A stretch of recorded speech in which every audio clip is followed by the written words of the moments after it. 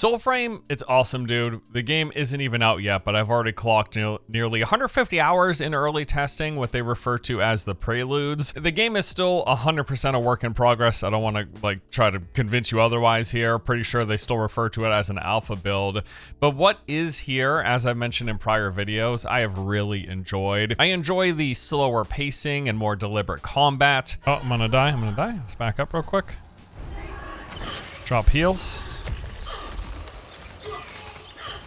This guy is stunned. Execute. Bird moves on. That guy's dead. Let's melee time here. Kill that guy, and you are stunned as well. You. I enjoy the setting with its rolling hills, dense woodlands, ancient tombs, and cave systems. The visuals in this game I think are gorgeous with the lighting and coloring just across the board. It looks awesome. I also enjoy the strange as hell but oddly appealing character and armor designs. And then lastly, I think just the whole nature-centric theming of the game where we're out here trying to rescue the animals. I love it, dude. I really do. Oh my god, you're in the swamp. Oh my god, get out of there. How do I fucking save you? Do I have to kill all the enemies first to get you out of the swamp, little guy? There we go. Oh my god. While I have played loads of Warframe over the years, and I do genuinely enjoy that game as well, this next project from the studio is simply way more up my alley of personal taste and preferences. It still definitely has a lot of work to be done for sure. It's a long way from the finish line, but I'm already loving what they put together, even though it's nowhere near its final form. Now, Digital Extremes is sponsoring today's video. Simply put, they want to let everyone know about their next upcoming major update, which is Preludes 16, and they teased this not too long ago at TennoCon, and I'm happy to do it because yes, I genuinely really like what they're building here. How does the game feel compared to before? It continues to get improved, yeah. I mean, the game's been great, but it just gets better. I love it.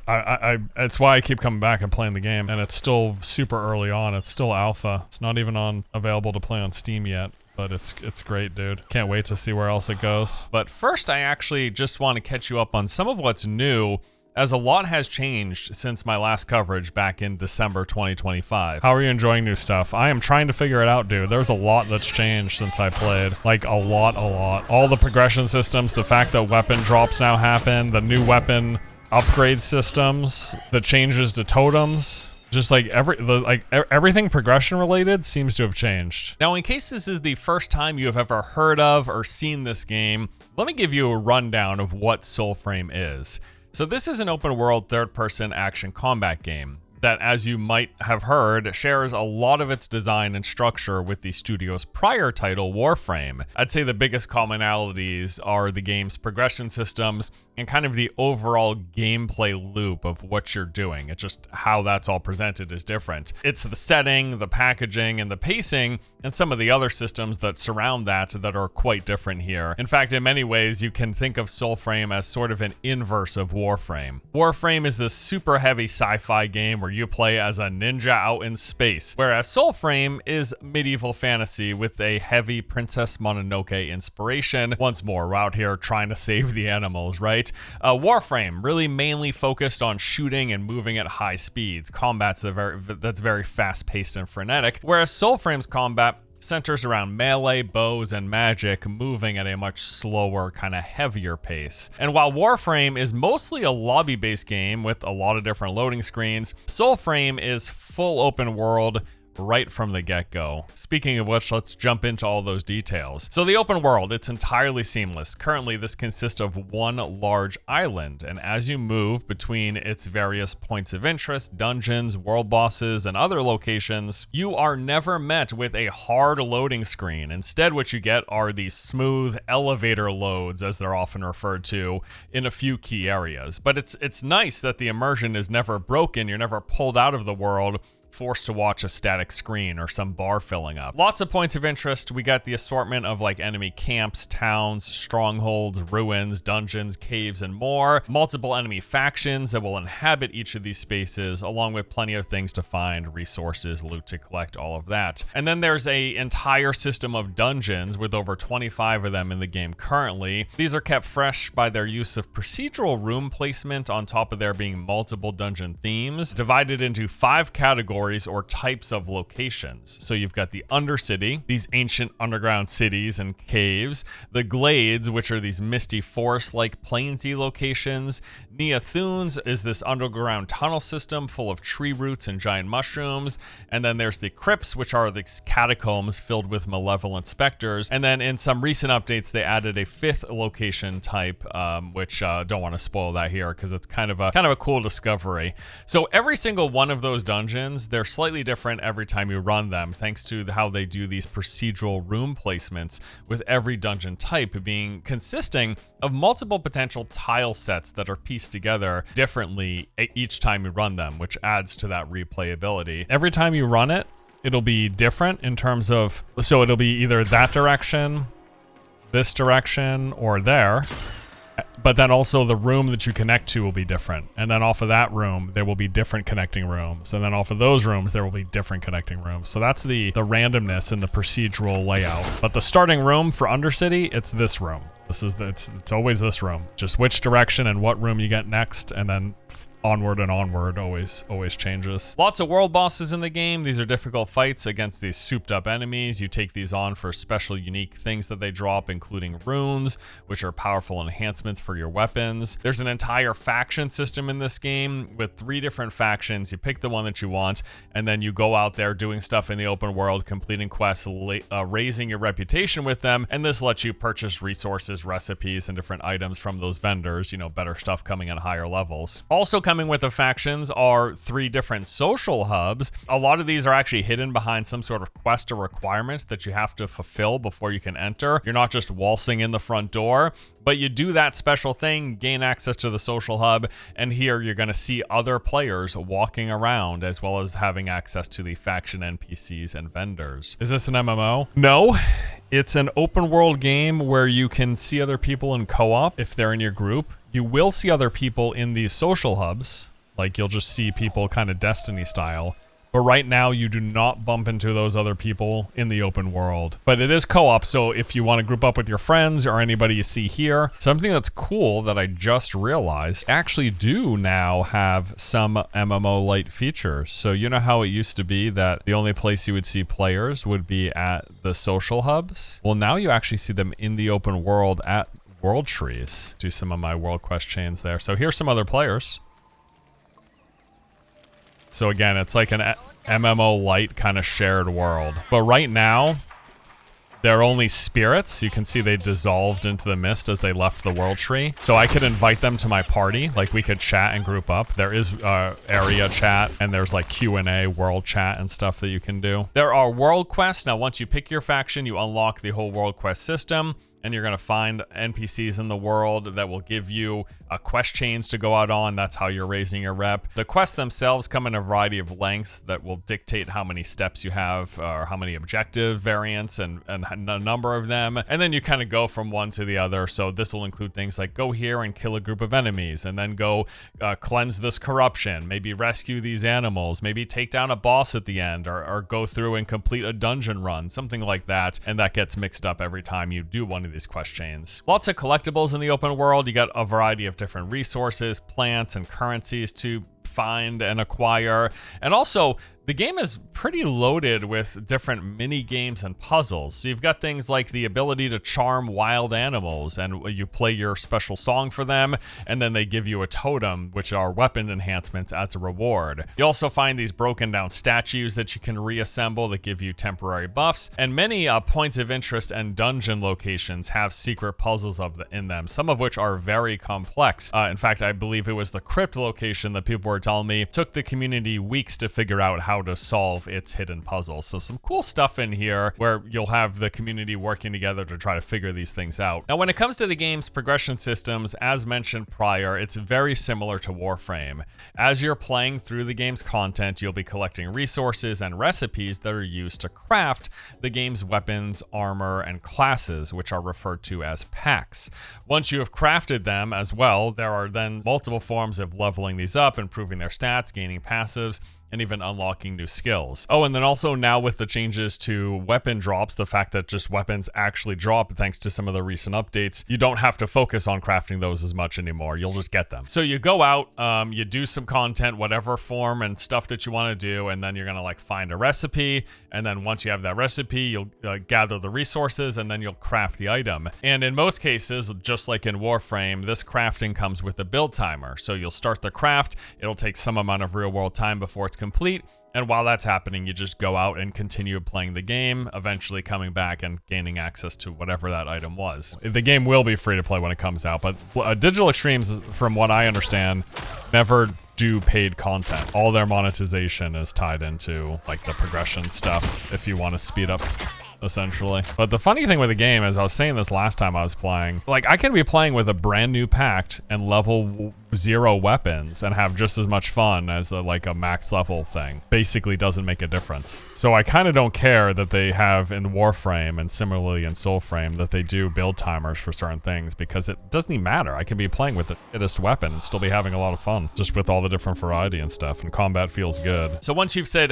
found and crafted a new weapon that you want to use, you equip it and you go out and play, gaining experience and leveling up in the process. And this happens across your packs and your weapons. So for packs, the classes, as you level them up, this increases your base stats, or virtues as they're called, and also grants you skill points that can be spent in the packed skill tree. Weapons level up as well. They go to a current max level of 30. Every new level increases that weapon's stats, but also every 5 levels, you get a skill point to spend in the corresponding combat arts, the skill tree for that class of weapons. So for example, if I've got a sword and shield and I find a new particular one, I start leveling it up. After 5 levels, I get a skill point to spend in the sword and shield skill tree line. So yeah, and that works for all the different classes and weapons. I think right now there's like 7 or 8 different classes in the game that you can do that with a large variety of weapons that feed into that process. Armor in the game doesn't go through this same leveling process. It's rather simple. You just find the recipe, craft it, and you put it on. And what you're wearing is going to depend on the visuals that you like, fashion frame, or the defensive bonuses that will be scaling with the game's various attributes. And they do have a transmog system. So if you have the stats you want on one thing, but the looks you want on another, you are able to make any piece of gear look like ones that you already have. There's also multiple types of enhancements of making those weapons stronger. You've got runes that are farmed from the game's various bosses and other sources. There are totems that you get from charming animals or rescuing them from their cages. And then you've got joineries, which provide this flat stat improvement scaling for the weapons that you apply them to. So as for the game's overall loop, like what can you expect while playing through Soulframe? Well, after you go through the intro tutorial process, see some cutscenes, fight some bosses, get slowly introduced to the systems, and get your bearings with everything. Then at that point, the basic loop kind of looks like this. You pick a pact that you want, a class that you want to play with, something that you like, its abilities, its style, its passives, whatever, along with some weapons, a primary weapon and a secondary weapon. And then you just go out in the open world and start doing stuff, clearing content, going through dungeons, clearing points of interest, doing quest chains or votives as they're called. In the process, leveling up, collecting recipes and resources, finding all this stuff, and you'll be gaining experience, leveling up your class, your pact, as well as your weapons and the corresponding combat arts. And then once you've gotten a couple levels or found a recipe or stuff that you wanted to acquire, you can head back to the Nightfold. This is your own personal base of sorts. It's like a house location where all of the major NPCs and crafting progression stuff happens. So once you're there, maybe you'll spend some skill points to level up your pact or combat art from leveling up the weapon that you were using. Maybe you start crafting some piece of gear or material upgrades, and then while that building is happening or whatever, you then head back out into the world, rinse and repeat the process. Go out, do some dungeons, point of interest, do some quest chains, and that's kind of the whole loop of the game. So yeah, that's like the core of what Soulframe is. Now let's talk about what's changed since the last time I made a video.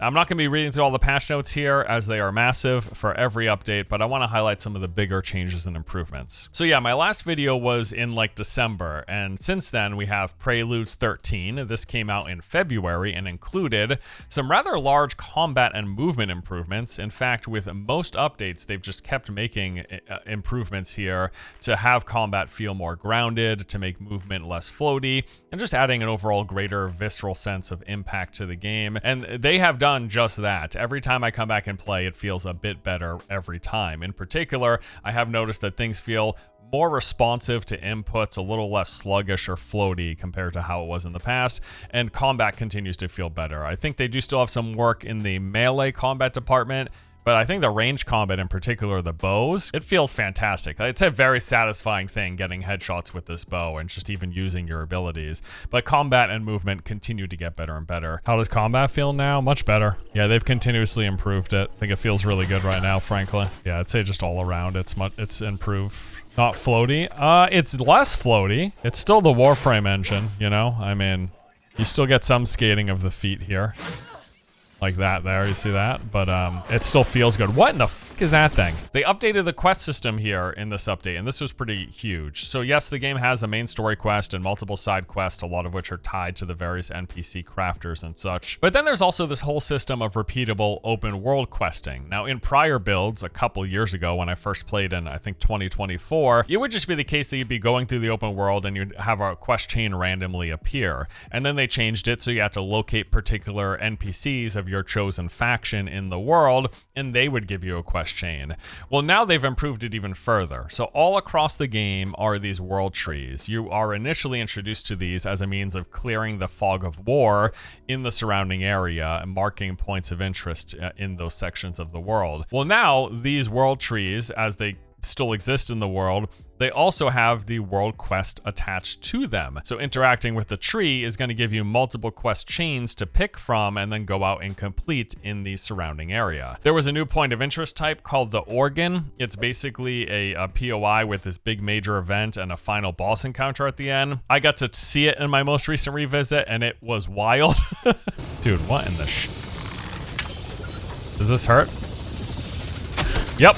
Also, they added a brand new world boss, the Vadagar Bear. It only comes out at night and is added to the growing list of open world boss encounters. They added some new mini quests. These are found by discovering various notes hidden throughout the world. There were several new gear options added, including new magic staffs, gauntlets, twin blades, and armors. And they've done some expansion of the customization for your character, new hair, color, head options, and more. Okay, so that was 13. Preludes 14 then launched in mid-April. This included a brand new pact or class called the Duello. There's an entire quest chain that leads up to the unlocking of this new pact, and it comes with 3 abilities. There's the flintlock pistol shot, the ability to boost your attributes and slow enemies around you, and then the third ability spawns a ghostly clone that matches all of your attacks. So it's 2x attacks for its total duration, which is awesome. And then the unique passives for this pact include perfect dodging, having a chance to cause enemies to bleed, and perfect dodges spawning a decoy that you leave behind after you successfully do a perfect dodge. With this new pact, they also added a brand new weapon type to the game, rapiers. Along with this, there were several of those and some other new weapons and armor added. There's some new progression system for Orlick. So Orlick, this is the old man NPC that you encounter pretty early on in the story, and he's a mainstay at your base. Well, now there's a whole brand new quest chains and rewards from him, like getting an increased range to your visibility of your spectral sight. They had some big improvements with this update to joineries, runes, your journal, and the votive system, the quest system, and new point of interest encounter, the Siege of Mirafleur. I think that's how it's pronounced. I'm not sure. Sieges are awesome. They're these multi-stage encounters at points of interest, typically like large castles. And this latest one was particularly cool playing through it. I thought it was really awesome. So yes, Mirafleur is one of the latest ones. And I guess in addition to the dungeon runs and going through all those, these are some of the bigger objective-based gameplay encounters and points of interest on the map. There's a total of 4 of them in the game at the moment, and this provides sort of endgame chases for players. All right, and then the most recent update, which came out in June, was Preludes 15. With this, they added a whole rework to looting and crafting, and this was huge. So now it's the case that weapons actually are drops in the game. Previously, it was just blueprint, get the resources, craft weapons. Now, weapons just drop. There is still the system of crafting, but you're also going to be constantly getting weapon drops and what weapons can drop will depend on the enemies you're fighting and the location you're fighting at.